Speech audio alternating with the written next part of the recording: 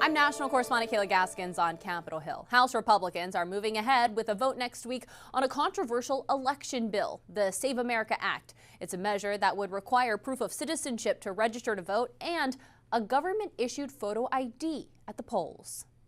The fight over voter ID is heading back to the House floor as the House plans to vote next week on the Save America Act. Republicans argued the bill would strengthen election integrity. The only reason you don't want to have voter ID is because you want people to vote who aren't citizens or shouldn't be voting. But Democratic leaders are forcefully pushing back, framing voter ID laws as discriminatory. What they're trying to do here is the same thing that was done in the South for decades to prevent people of color from voting. This is vicious and nasty. We're not reviving Jim Crow all over the country. A Pew Research survey from August shows broad public support for voter ID requirements, including 76% of black adults, 85% of white adults, and 82% of Hispanic adults. They're going to cry, Jim Crow. They're going to cry that it's racist because that's their tired, playbook.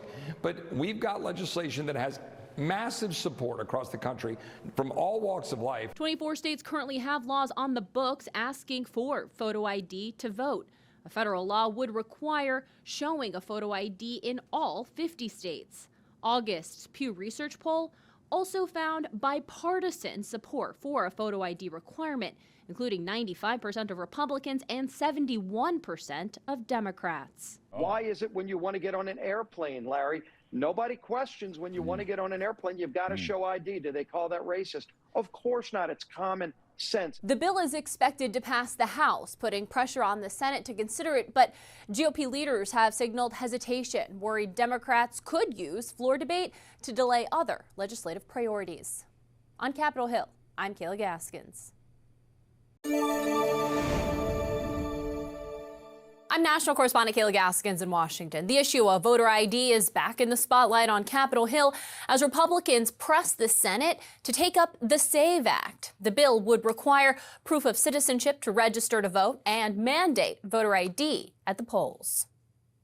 Republicans are ramping up pressure on the Senate to vote on the SAVE Act, legislation that would require Americans to prove their citizenship when registering to vote and to show identification at the polls. Who would not want voter ID? Only somebody that wants to cheat. Think of it.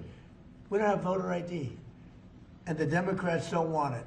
And the reason they don't want it is because they want to cheat. The bill has already passed the House, but its future in the Senate remains uncertain, with GOP leaders stopping short of committing to a timeline of bringing it to the floor for a vote. We will get a vote on the SAVE Act at some point, and I'm not sure exactly what that context will be. Democrats calling it a step backward for voting rights. The SAVE Act is nothing more than Jim Crow 2.0. It would lead to massive purges that inevitably remove legitimate American citizens who have the right to vote from voter rolls. House Republicans remain firmly committed to the policy. It's a top priority of the president.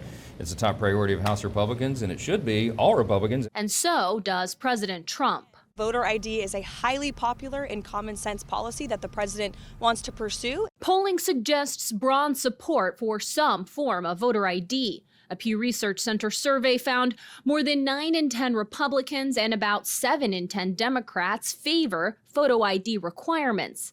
And a Gallup poll from last fall showed majority support across parties for requiring proof of citizenship for first-time voter registration.